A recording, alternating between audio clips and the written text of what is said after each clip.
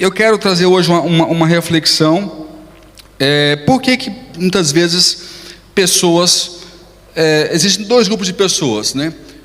Uma são as pessoas que são regulares, né? Outras são as pessoas que são extraordinárias. Você vê na Bíblia dois grupos de pessoas: as regulares e as extraordinárias. Você já reparou nisso? Em toda empresa você vai, tem aquelas que são regulares e tem as extraordinárias. Na igreja tem as regulares e depois tem o quê? Tem as extraordinárias. Quem já identificou isso? Tem aquelas, todo lado que você vai, tem numa família, tem aquelas que são as regulares, que não se arrisca, que, sabe, ela se coloca dentro de um quadrado e não se permite correr alguns riscos. Mas tem aquelas que são extraordinárias, que costumam romper limites, costumam ganhar prêmios que nunca ninguém ganhou, costumam fazer o que nunca ninguém fez. E a Bíblia nos dá exemplos de pessoas que eram regulares e passaram a ser extraordinárias. Quando eu vejo, por exemplo, um grupo de pescadores como Jesus escolheu, Pedro, João, André, pessoas regulares como todos os outros pescadores, de repente saltam para um grupo de pessoas extraordinárias. Isso me chama a atenção, não é? É intrigante. O que mudou nesse processo de regular para extraordinário? Fala assim comigo: de regular para extraordinário. Todos nós somos ensinados a sermos regulares. Você já reparou isso? O mundo nos preparou para sermos pessoas regulares. Nós somos configurados. Essa palavra que eu vou falar é forte, mas essa é a verdade. Nós somos configurados para a mediocridade. Nós somos configurados para aceitar pouco, para reclamar pouco. Nós somos configurados. Às vezes nossos pais, sem querer, nos ensina a ambicionar pouco, a perseguir às vezes um cargo público para aposentar mais ou menos bem. Então a gente às vezes somos criados, às vezes até com boa intenção de quem nos criou, de quem nos formou, professores, tios, amigos, mas com a intenção de sermos pessoas regulares. Aí vem Jesus, aí vem uma palavra profética e te desafia a dar um salto para o extraordinário. Se você fizer, eu te desafio a fazer uma pesquisa. Todos os grandes movimentos da história, descobertas científicas, movimentos políticos e sociais nasceram de movimentos cristãos. Hospitais, universidades nasceram de movimentos cristãos. Vocês sabiam disso? Porque há no nosso DNA um desafio para sair do regular para o extraordinário. Quero ouvir um amém? Amém. Eu quero lembrar isso hoje para você. Às vezes nós acostumamos a vir na igreja, e até mesmo na igreja nós nos contentamos a sermos regular na igreja, mas a igreja foi criada para ser extraordinária. Eu quero ouvir outro amém. Eu estou aqui para lembrar vocês de algumas coisas importantes. E às vezes essa palavra você acha que é para o seu irmão, essa palavra é para você que acha que é invisível dentro da igreja. Eu vou repetir essa frase. Essa palavra é para você que acha que muitas vezes é invisível dentro da igreja. É para você que está aí na internet, que acha que ninguém está te vendo, mas Deus está te vendo, e você não é invisível. O reino de Deus está vendo você. Estão me entendendo? Deus, Ele tem o olhar em quem se contentou em ser regular. Aqueles homens se contentaram na mediocridade. Galileus, você pode inclusive ver na Bíblia algumas situações que mostram o desprezo das pessoas de Jerusalém por aqueles que vinham da Galileia, porque não se via nada, não podia vir nada bom da Galileia, ou de Jesus. O que pode vir de bom de Nazaré, não é? Então, de regular para extraordinário. E eu quero trazer aqui alguns pontos para que nós possamos refletir, que às vezes pode estar impedindo nós darmos esse salto. Queridos, talvez muitos de vocês não me conhecem intimamente, alguns sim. Tem aqui o pastor Aloysio, me conhece há muitos anos. Ele já sumiu, foi arrebatado. Puxa a orelha dele. Tem aqui algumas pessoas, pastora Terezinha, muitos anos que ela me conhece, menino, né? Nem tinha barba, tinha? Não tinha barba, tá tudo branco. Eu tô mais velho que você agora, pastora Terezinha. Me conheceu, Gabriel, bebê no colo. Ela sabe do que eu estou falando. Eu tenho experimentado coisas extraordinárias na minha vida. Eu nasci em Goiás, numa família de classe média, numa cidade que ninguém conhece, chamada Firminópolis. Como? Esse mesmo, como? Você pisca, você passa de casa, você pisca, você passa, você não vê a placa. Firminópolis. Um lugar, quem sonhava que o Wesley ia sair do Brasil, ia ser missionário, ia constituir família, ia ter uma empresa fora do país? Queridos, eu tenho experimentado o extraordinário. Nem olhos viram, nem ouvidos ouviram, nem jamais penetrou em coração humano que Deus tem preparado para aqueles que o amam. Eu de fato tenho vivido coisas que eu já nem sonhei viver. Mas sabe, se eu olhar lá para trás, eu vou ver coisas que eu comecei. Eu adotei um comportamento maluco que esses pescadores adotaram. E muitas vezes o regular para o extraordinário está aí, em você adotar uma rotina, um comportamento que muitas vezes não se explica, mas no futuro se colhe os seus frutos. Não é instantâneo, mas ele se configura no passar do tempo, numa fábrica de lapidar o seu caráter, lapidar as suas escolhas. Você vai se tornando uma pessoa que cada vez escolhe errado, cada vez menos. Você erra menos e você acerta mais. Você escolhe melhor cada vez mais.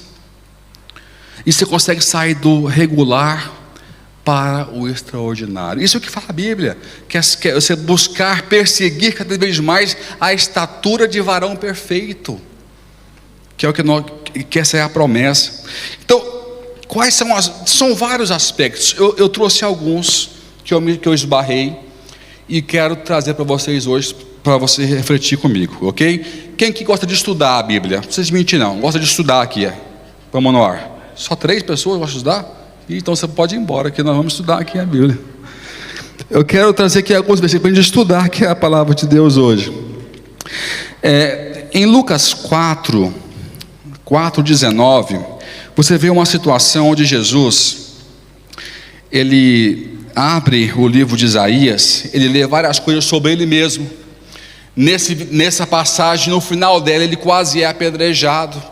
E uma das coisas que ele fala sobre o Messias, ele está lendo no livro de Isaías, ele fala no 4:19, ele fala o seguinte: e para proclamar o ano aceitável do Senhor. Ou seja, isso aqui revela um dos propósitos de Deus para a minha vida e para a sua vida.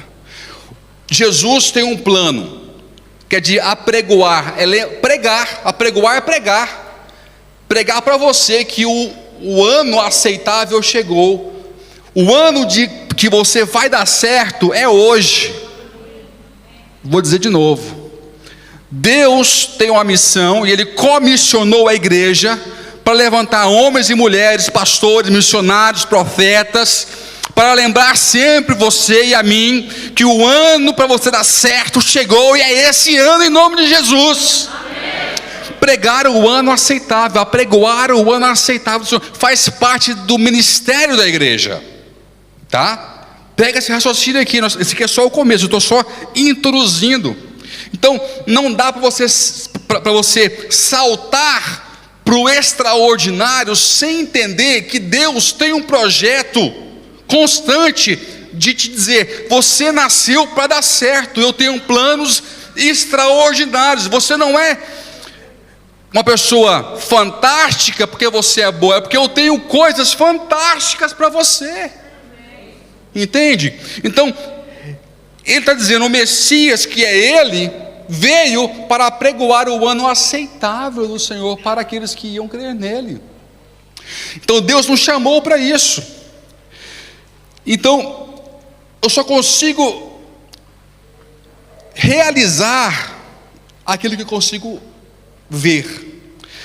Eu preguei há pouco tempo atrás, né, uma das características, um dos nomes de Deus é Jeová Jireh, que quer dizer o quê? Deus provedor, Deus proverá. Quando Abraão foi entregar Isaac no monte Moriá, ele está dizendo: neste monte Deus proverá. Ele usa a palavra Jireh em hebraico, que ela tem uma ramificação que é Ra. Ra, ela é uma derivação de prover, que quer dizer ver.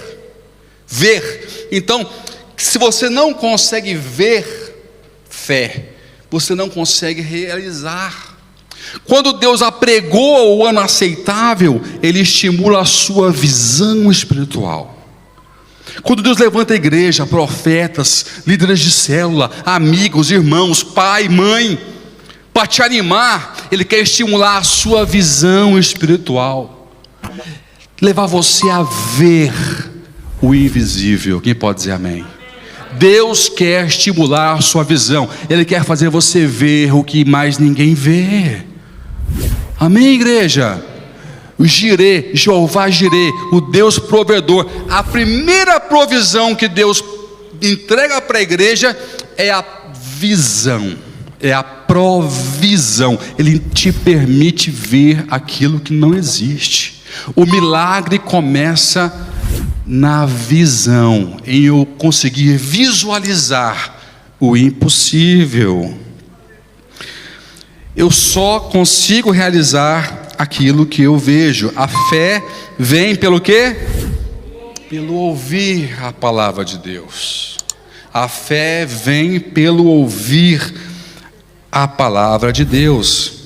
Então, se eu não ouço, eu não sou capaz de ver. Se eu não ouço, eu não sou capaz de ver. Atenção, não é ouvir fisicamente. Se eu não ouço a voz de Deus, eu não sou capaz de ver o que Deus pode e me chamou para realizar. O problema do século 21, e sempre foi até aqui, é uma dificuldade tremenda de se discernir quando Deus fala.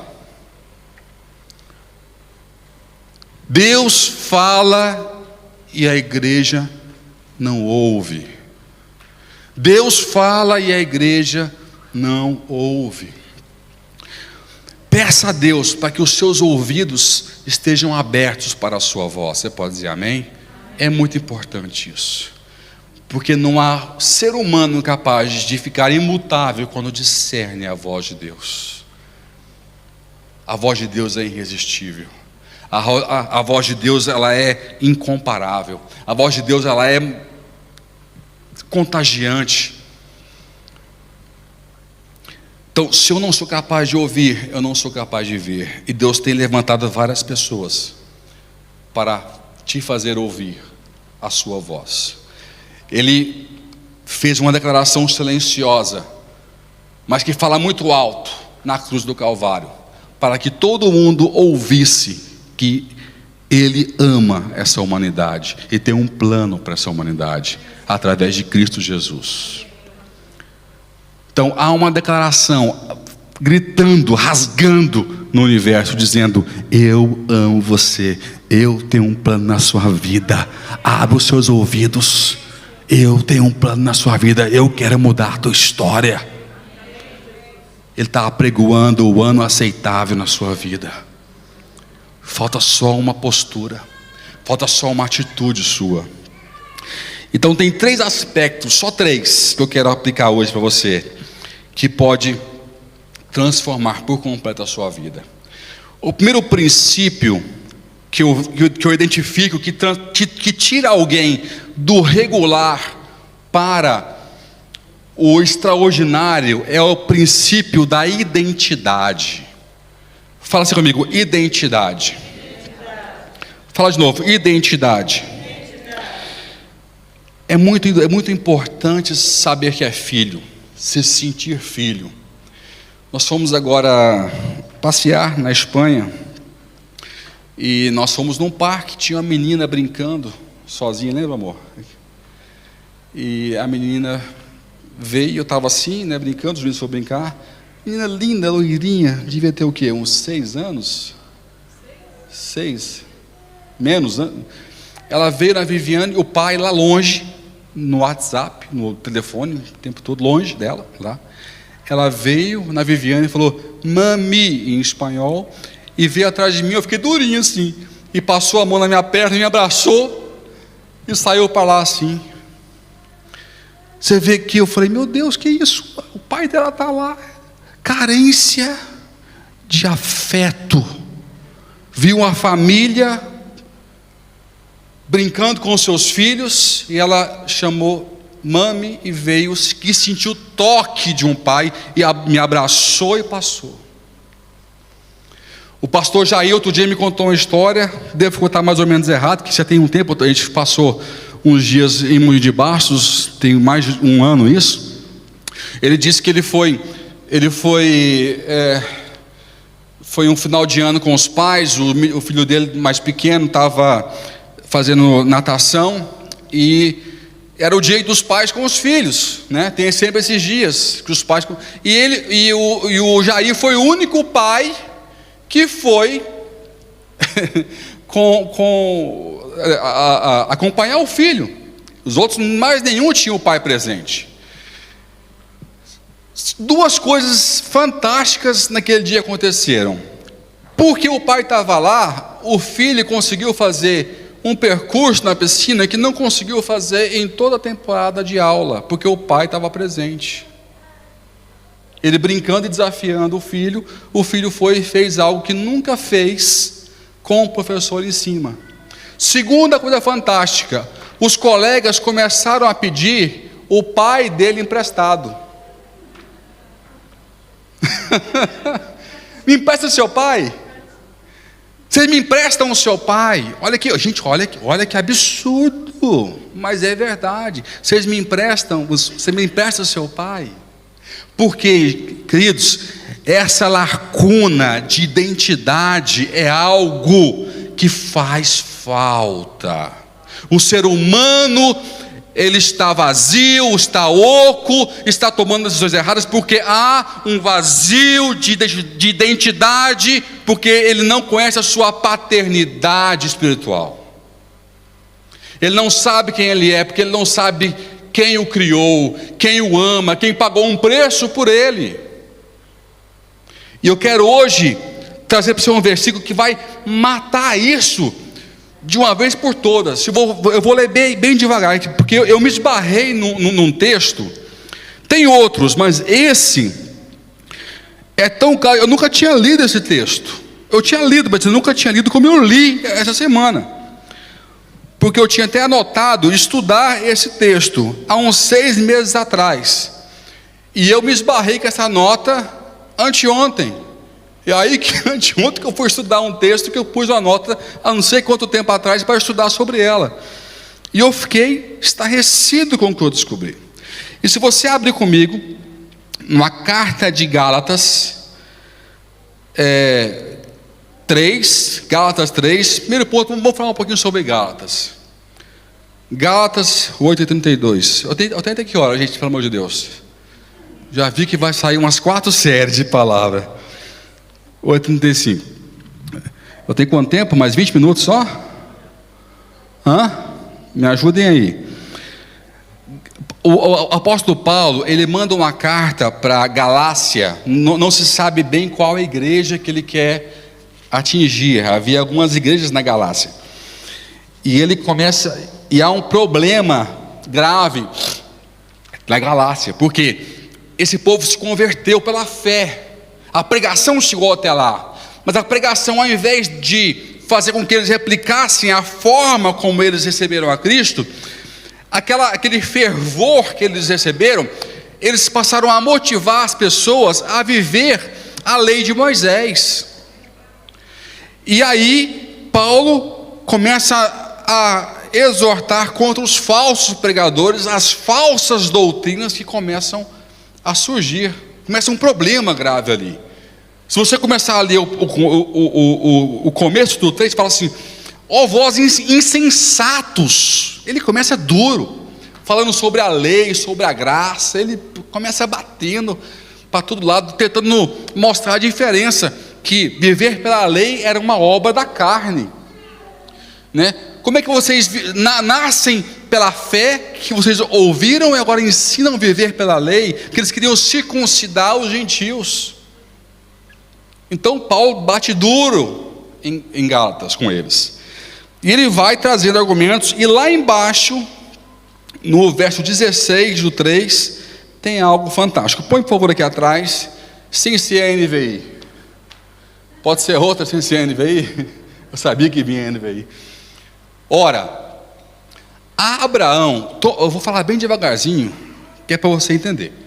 Ora, a Abraão e a seu descendente foram feitas as promessas. Não diz e a seus descendentes, como falando de muitos, mas como de um só, e a teu descendente, que é Cristo. Pastor, por que isso é tão importante? Repara o seguinte, vou ler de novo. Paulo interpreta a promessa de Deus a Abraão como a uma pessoa no singular. É como o apóstolo Paulo interpreta. Ele está dizendo: foram feitas as promessas para Abraão. Não diz, ele refere às escrituras de Moisés. Não diz as escrituras a seus descendentes, como falando de muitos, mas como de o quê? Um só. Vamos conferir lá atrás. Abra lá a Bíblia, em Gênesis 17, e vamos ler o versículo que Deus fala com Abraão. Vamos ler de 1 a 8. Quando eu li isso, eu entrei em choque. Eu falei: como assim? Eu sempre entendi que era para todos, Abraão, Isaac, Jacó e todo Israel. Mas o apóstolo Paulo interpreta diferente. E a seu descendente. Aí eu fui lá, não, eu tenho que ir lá ver na promessa. Eu vou lá no Antigo Testamento. Então eu fui lá e abri. Olha o tanto que isso é poderoso, e prova a paternidade de Deus sobre a minha e sobre a sua vida.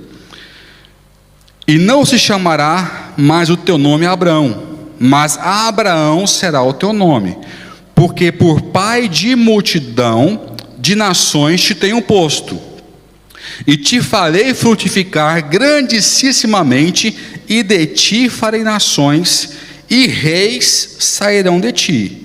E estabelecerei o meu concerto, ou seja, a minha aliança, entre mim e ti, e a tua semente. Não é que ele tem razão? E a tua semente, singular. Ele refere a Jesus Cristo aqui para Abraão. Abraão não entende, ninguém entendeu. Só o apóstolo Paulo que interpretou, porque Cristo já existiu na época dele, senão mais ninguém ia entender. Olha só, aqui continua: e a tua semente depois de ti, em suas gerações. Aí fala-se em plural. Olha que coisa fantástica. Por concerto perpétuo, para te ser a ti por Deus, e a tua semente depois de ti, de novo no singular, e te darei a ti e a tua semente depois de ti, a terra das tuas peregrinações, toda a terra de Canaã em perpétua possessão, ser-lhe-ei o seu Deus. Ou seja, o apóstolo Paulo interpreta que Deus menciona Jesus Cristo na sua posteridade. E todas as gerações pós-Cristo que crerem nele terão direito às suas promessas. Olha que coisa intensa, que prova quem nós somos em Deus. Isso traz para mim, para você, um profundo senso de identidade de quem nós somos em Deus, e perpetuamente ser-lhe-ei o seu Deus. Você pode dar um aleluia? Você pode dar um aplauso ao Senhor, se você entendeu o que eu falei, porque eu acho, você está conseguindo entender. Em aliança, Deus faz uma aliança, ele faz outra aliança 430 anos depois, que ele também menciona, que eu não tenho tempo. Em Gálatas ele fala sobre isso. Abraão, há uma aliança em Moisés 430 anos depois. Lá na frente a semente nasce, que é Jesus, e a aliança perpétua que nasce na cruz, e as gerações depois da cruz, que somos nós. Nós somos as gerações que nascem depois da cruz, pela fé em Cristo Jesus, que somos passíveis de receber as promessas de Abraão. Nós somos as nações e os reis que sairão de Abraão, segundo a promessa de Deus. Então você tem que entender que você tem um pai, você tem uma identidade, você foi projetado para sair do regular para o extraordinário. Só que o nosso produto, a nossa matéria-prima, se chama fé. Se chama fé. Nós temos que preencher a lacuna de que eu não sou ninguém, de que eu não mereço, minha vida acabou. Com essa verdade, eu tenho identidade, eu tenho um propósito, Deus me chamou, eu sou filho de Deus, eu sou descendente de Abraão. Deus tem um plano para a minha vida, e esse plano é extraordinário. Você pode dizer amém, se você crê? Preencha a lacuna da sua identidade. Isso é muito importante, isso enfraquece você. Eu fiz uma vez aqui um teste, não posso fazer, não dá tempo de fazer aqui agora. Eu chamei o Márcio, né, o discípulo nosso, ele é fortão, e eu peguei, falei, abre os braços, Márcio. Ele abriu os braços, e eu falei, fala o seu nome. Ele falou, eu me chamo Márcio. Eu peguei, tentei abaixar o braço dele, e não consegui, que ele é forte. Eu pendurei e não abaixava o braço dele. Aí eu falei agora assim, Márcio, agora fala assim, eu me chamo Maria. Ele riu, né? Falei, eu me chamo Maria. Quando ele falou, eu me chamo Maria, tentei abaixar o braço dele. Na hora eu abaixei, o braço dele abaixou. Porque mexeu com toda a estrutura física dele. Porque comprometeu a identidade dele. Quando eu não sei quem eu sou, quando algo compromete a minha identidade, tudo em mim é comprometido. Se compromete a minha força física, quanto mais o mundo espiritual, quanto mais as pessoas que vão se aproximar de mim, quanto mais as portas que vão ou não vão se abrir. Eu tenho que sair dessa igreja, andar lá fora como um filho do Deus vivo todos os meus dias, não só quando o pastor te lembra, mas porque você ama ser assim, porque a fé, a sua fé em Cristo Jesus te faz ser um herdeiro em Abraão, em nome de Jesus, amém? Então esse é o primeiro princípio que eu quero te lembrar hoje, o princípio da identidade. Os apóstolos, eles se sentiram cuidados, escolhidos, filhos de Deus. Isso mudou a estrutura deles, física, espiritual, emocional. Foi o primeiro ponto. O segundo ponto, que eu até achei difícil achar aqui um nome para para colocar aqui, que é o princípio da ponte, é o princípio da pavimentação. É quando eu construo um novo caminho. Abre comigo em Mateus 14, 28. Vai ser mais fácil compreender lendo o versículo.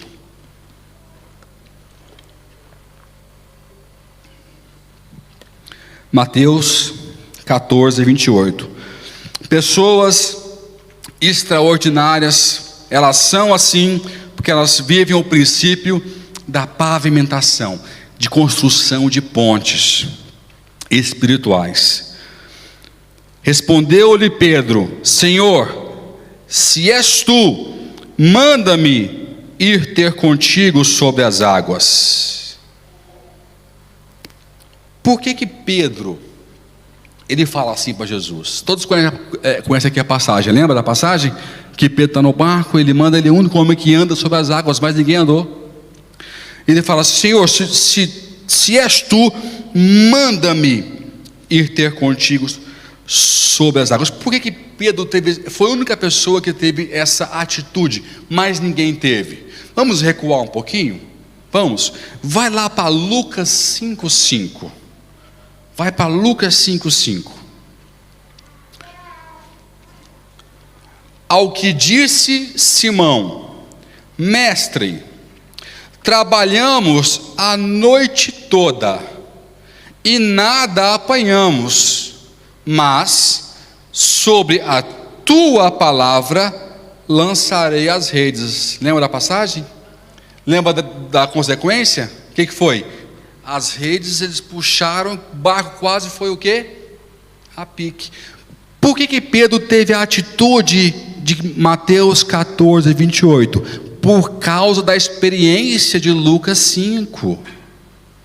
Ele sabia o que era possível acontecer quando uma ação é tomada debaixo da palavra de Jesus. Ele tinha já uma matéria-prima, ele tinha já uma experiência com Deus diferente. Então, o que Pedro faz aqui em Mateus 14, 28? Vamos lá de novo. Respondeu-lhe Pedro: Senhor, se és tu, manda-me ir ter contigo sobre as águas. Ou seja, Senhor, me dá uma palavra. Senhor, libera uma palavra. Senhor, libera a sua voz, libera a voz profética, porque eu sei que a sua voz profética, a sua palavra, quando eu escuto, para mim ela é uma ponte, para mim ela é uma pavimentação, mesmo que não exista caminho.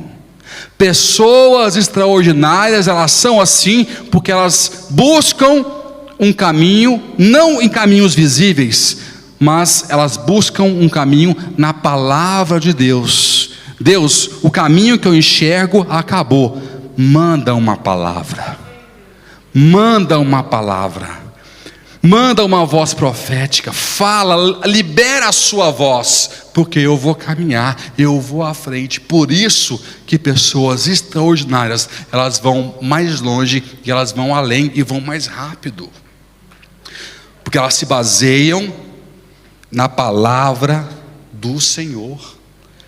Quando não há palavra, elas falam: Senhor, manda-me ter contigo. É lícito, está na Bíblia. E você sabe a consequência. Jesus disse: o quê? Vem. Vem. Ele liberou a palavra, e sobre essas três letrinhas em português, né, V, E e M, foi a base que sustentou todo o peso de Pedro. Não foi a água, não foi a matéria física da água que sustentou o peso de Pedro, foi a matéria da palavra de Deus que sustentou o peso de Pedro. Vocês estão me entendendo? O que eu preciso, a minha matéria-prima está na boca do Senhor. Quando Deus quis mudar, quis criar o mundo, Ele disse: e disse Deus, haja luz, e houve luz. E disse Deus, haja porção seca, haja porção, haja separação entre as águas. E as coisas foram acontecendo. A nossa vida, a minha solução está na boca de Deus. Jesus disse: nem só de pão viverá o homem, mas de toda a palavra que sai da boca do Senhor. Então, pessoas que vivem coisas fantásticas são pessoas que se baseiam não no visível, mas no extraordinário. Elas buscam no Senhor uma palavra quando os recursos humanos se findam e acabam. E por último, o princípio da fé, porque não adianta Pedro ouvir a palavra vem e não dar um passo de avanço. Então, identidade, ponte e fé. Eu tenho que não só buscar ouvir a voz do Senhor, mas eu tenho que buscar também ter coragem e ousadia para me mover debaixo dessa voz. Mateus 14, 29, disse-lhe ele: vem. Pedro, descendo do barco e andando sobre as águas, foi ao encontro de Jesus. Imagina se Pedro ouve, vem, e fala: não, desisti, é muito perigoso, mudei de ideia, é muito arriscado, eu estava só te testando, Jesus, você ia falar mesmo. Nada ia acontecer, né? Então, é preciso você ter ousadia quando Deus fala. Tem pessoas, parece engraçado isso, mas tem pessoas que só vão até o ponto de Deus falar, só vão até o ponto do reteté, só vão até o ponto do arrepiar, só vão até o ponto da vigília, só vão até o ponto do eis que te digo, meu filho. Tem gente que para nessa fase, cruza aquela porta, não vai pisar na água, não vai arregaçar a manga e construir o ministério que Deus desafiou, a empresa que Ele mandou abrir, não vai evangelizar que Ele mandou evangelizar, não vai reconstruir o casamento que Ele mandou reconstruir. Fica só no reteté, parece brincadeira, mas não.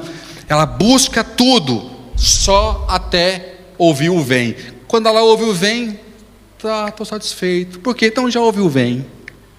Deus já falou comigo. Não, então anda. Não, estou satisfeito. Ele já falou comigo. A igreja tem parado na segunda fase. Nós precisamos de pessoas que ouçam o vem e que vai. Você pode dizer amém? Nós precisamos de uma igreja que ouça o vem e que vai. E que se move. E que exerça a fé. A fé é isso. É dar o passo. É como Martin Luther King disse: fé é subir uma escada vendo só o primeiro degrau. Fé é isso, é você subir uma escada sendo capaz de ver só o primeiro degrau. Você não vê toda a escada, mas você sobe o primeiro degrau, você vê o segundo, sobe o segundo, você vê o terceiro, sobe o terceiro, você vê o quarto, e assim por diante, assim você vai subindo. Fé é isso. Mateus 11, 16, eu já preguei sobre isso durante 1 hora aqui na igreja. Mas a quem compararei esta geração? É semelhante aos meninos que, sentados nas praças, clamam aos seus companheiros: tocamos-vos flauta e não dançastes, cantamos lamentações e não pranteastes.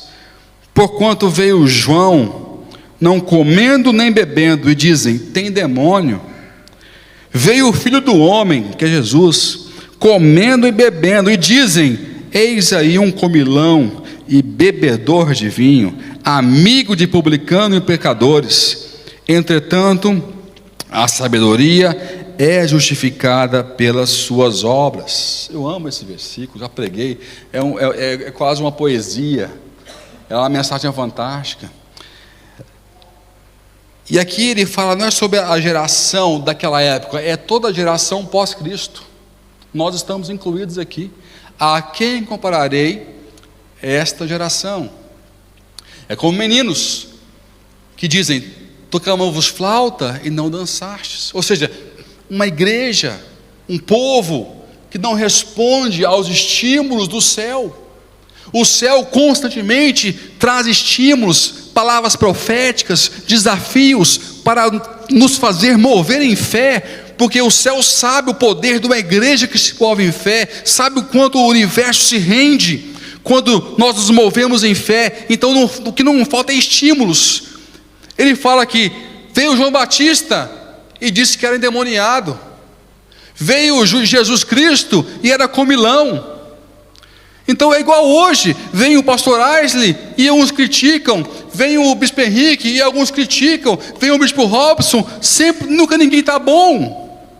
Todo mundo tem uma desculpa para não ouvir o estímulo profético para a ação. Ninguém está bom para a pregação.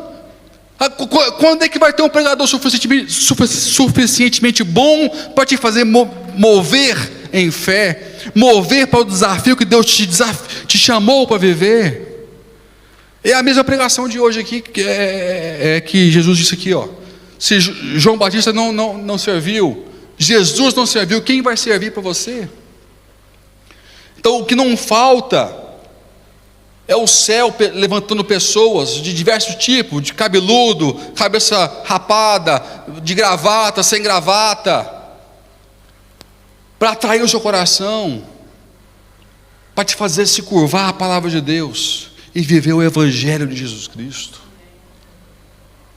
Identidade, ponte e fé. Não seja como essa geração que ouviu a canção do céu, o estímulo para se mover para grandes coisas, sair do regular para o extraordinário, e ficou no regular, escolheu o regular. Não, escolha o extraordinário em nome de Jesus, porque assim Deus quer para você em nome de Jesus, amém? Deus te configurou para isso, Ele te escolheu, Ele te chamou para isso, Ele nos chamou para isso, e eu sei que você não só pode, mas vai viver, se você entender, se sentir filho, amado, querido, escolhido. Quando faltar um caminho, fala: Deus, eu só preciso da sua voz. Fala: vem. Fala que eu te escuto. Fala que eu vou obedecer. E quando Ele falar, se mova. Dê um passo de fé, custe o que custar. Olhe para o exemplo dos nossos patriarcas, dos nossos antepassados, que pagaram alto preço em prol da fé no Evangelho de Cristo Jesus. Hoje em dia é muito fácil viver o Evangelho, muito fácil. Nós temos muitos privilégios que muitos não tiveram no passado. Talvez esse seja o problema. Nós temos que acordar, queridos, que nós temos muito o que fazer. O amor de Cristo é uma ferramenta poderosa que pode mudar o mundo. Há uma tentativa universal de trazer uma apostasia, uma frieza, e você é a única arma, você é o único instrumento nas mãos de Deus para aquecer o coração de alguém. Você pode dizer amém? Ouse em fé, porque você é a luz. Cristo disse: vós sois o sal da terra, vós sois a luz do mundo. Outro dia eu falei sobre isso. O sal, ele tem uma característica que ele protege a carne da putrefação. Quem aqui já comeu carne de sol? Né? É uma tradição milenar, porque você põe sal na carne, a carne não apodrece. Quando Cristo compara a igreja ao sal da terra, Ele está dizendo: a igreja é o único componente que não deixa o mundo apodrecer. Você é a esperança de quem está ao seu lado. Você pode dizer amém? Amém. Você vai ser a luz que vai brilhar.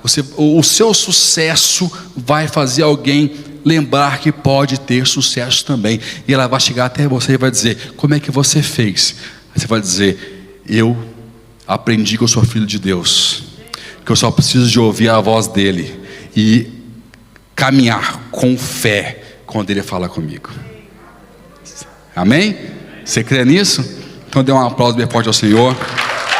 Fica de pé onde você está e vamos orar ao Senhor para que Ele cumpra isso em nossas vidas e que essa palavra possa ficar no seu coração e que você entenda que você faz parte do propósito de Deus, O plano do Senhor continua na sua vida, na minha vida.